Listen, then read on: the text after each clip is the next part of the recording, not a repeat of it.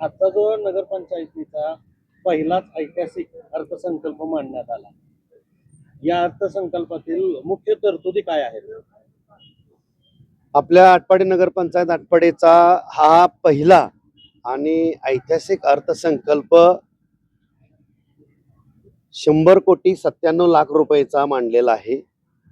आणि जेणेकरून ज्या पायाभूत आणि प्राथमिक सेवा सुविधा आहेत, रस्ते, लाईट, गटर, त्याचबरोबर दुकानदारांना छोट्या मोठ्या सोयी सुविधा या आम्ही याच्यामध्ये घेतलेल्या आहेत, जेणेकरून नागरिकांना दिवसांदिवस जास्तीत जास्त सेवा सुविधा दिल्यानंतर नागरिकांच्या मध्येही समाधान जाईल.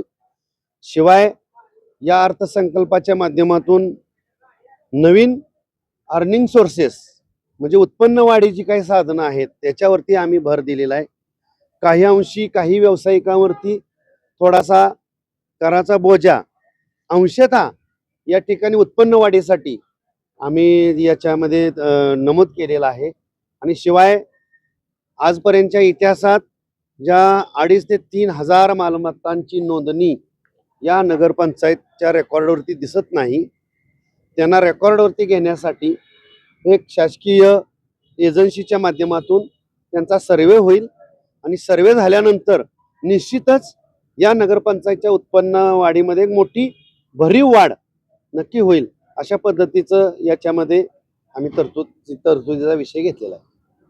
नगरपंचायतच्या उत्पन्नात वाढीच्या दृष्टिकोनातून करामध्ये जसं की घरपट्टी, पाणीपट्टी आणि मालमत्ता करामध्ये काय वाढ केलेली आहे का? नक्कीच हा पहिलाच अर्थसंकल्प आहे. आणि नागरिकांना यापूर्वी ग्रामपंचायत असताना जो करपट्टी आणि घरपट्टी होता तो आम्ही जैसे ते ठेवलेला आहे. म्हणजे नागरिकांना आम्ही कुठल्याही बोजा वाढवण्याचा प्रयत्न केलेला नाही. आणि जे छोटे दुकानदार आहेत त्यांच्यामध्ये मात्र काही अंशी आम्ही करवाढ केलेली आहे. प्रामुख्याने ज्या जुन्या गोष्टी आपल्या मंजुरी होत्या त्या प्रामुख्याने तुम्ही कंटिन्यू करण्याचा तुमचा प्रयत्न असणार आहे का? नक्कीच ज्या जुन्या गोष्टीमध्ये जे लोकहिताचे आहेत, नागरिकांच्या आणि गावाच्या विकासासाठीच्या आहेत, ते नक्कीच ज्या थांबल्या होत्या त्या आम्ही अधिक गतीनं नेण्यासाठी आम्ही नक्कीच प्रयत्नशील राहू. सर्व आमचे नगरसेवक, उपाध्यक्ष आहेत, सर्व नगरसेवक असतील, हे नक्कीच प्राधान्यानं प्रयत्न करतायत की गावाला कसं गतीनं पुढे नेता येईल. आणि विकासाच्या ज्या योजना आहेत त्याला आम्ही अजिबात कुठेही खो घालणार नाही. उलट ज्या थांबलेल्या आहेत त्यांना अधिक स्पीड कसं देता येईल असा आमचा प्रामाणिक प्रयत्न असेल. कोणता मुद्दा तुम्ही या अर्थसंकल्पामध्ये हायलाइट केलेला आहे? या अर्थसंकल्पामध्ये जे भांडवली आणि महसुली, म्हणजे भांडवलीमध्ये जमा आणि खर्च, महसुलीमध्ये जमा आणि खर्च असतो.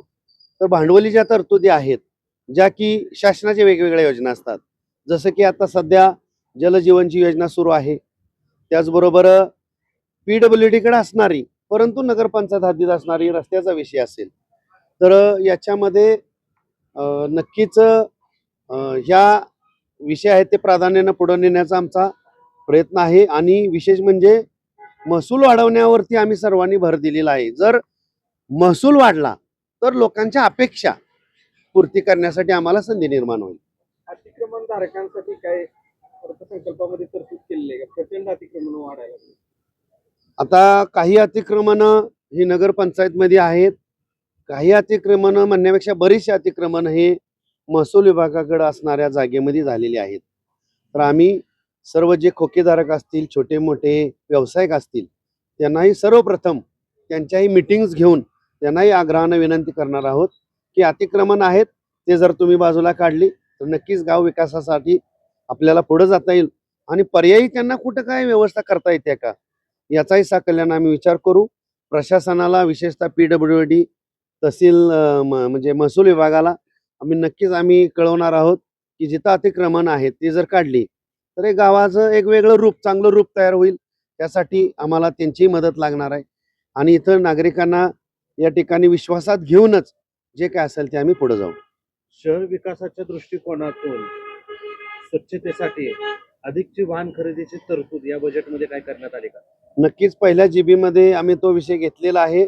स्वच्छतेसाठी आम्ही नवीन एक्स्ट्रा 2 घंटागाड्या आहेत. त्याचबरोबर महिला जो असतो मोठ्या मोठ्या बिल्डिंग्समध्ये तो स्वच्छते करण्यासाठी सेप्टिक टँकची ही तरतूद आम्ही केलेली आहे. असे वाहनं सुद्धा आम्ही तरतुदी केलेली आहेत जेणेकरून नागरिकांना कमी वेळेत जास्त सेवा देता येईल. पूर्वी ज्या सेवा तोकड्या पडत होत्या त्या भविष्यकाळात पडणार नाहीत याची आम्ही दक्षता घेतलेली आहे. आमदार आणि खासदार फंड सोडून अनेक विकासासाठी नगरपंचायतीच्या माध्यमातून काही तरतुदीची व्यवस्था करण्यात आली आहे का? आता शेवटी गाव विकासामध्ये व्यापारी असतील, दुकानदार असतील, मालमत्ता कर असेल, घरपट्टी, पानपट्टी हेच प्रामुख्याने उत्पन्नाचे स्रोत आहेत. आणि नुसतं एवढ्यावरतीच आपल्याला मोठ्या गतीनं शेअर पुढे नेता येणार नाही. आणि जे स्थानिक लोकप्रतिनिधी आहेत त्यांची मदत सोडून म्हटलं तर आता मागाशी म्हटल्याप्रमाणे ज्या मालमत्ता ज्या नोंद नाहीत आणि ज्या पूर्वीच्या नोंद आहेत परंतु त्यांच्यामध्ये मापामध्ये कमी जास्तपणा असू शकतो, जे की जिओ टॅगिंगनं आम्ही हा सर्वे करणार आहोत. म्हणजे प्राधान्यानं जुन्या नोंद असणाऱ्या प्रॉपर्टीज नेमक्या जुन्या नोंदी आहेत त्याच्यामध्ये काही अंशी वाढ होण्याची शक्यता आहे. म्हणजे तिथं सुद्धा महसूलच्या माध्यमातून कर रूपानं आपल्याला उत्पन्न वाढायस मदत होणार आहे. आणि स्थानिक प्रतिनिधींशिवाय आम्हाला वेगवेगळ्या मग DPTC असेल, समाज कल्याणचं खातं असेल, महसूलचं खातं असेल, सांस्कृतिक विभाग असेल, त्यानंतर ग्रामविकासचा विभाग असेल, कलेक्टर साहेबांच्या सहाय्यानं असेल, त्याचबरोबर राज्यातले मुख्यमंत्री साहेब असतील, उपमुख्यमंत्री, नगर विकास खातं या सगळ्यांची मदत आम्ही जो लोकांना मोठा प्रचंड गतीने विकास करायचा असेल तर या सर्वांची आम्हाला मदत घेतल्याशिवाय पर्याय राहणार नाही.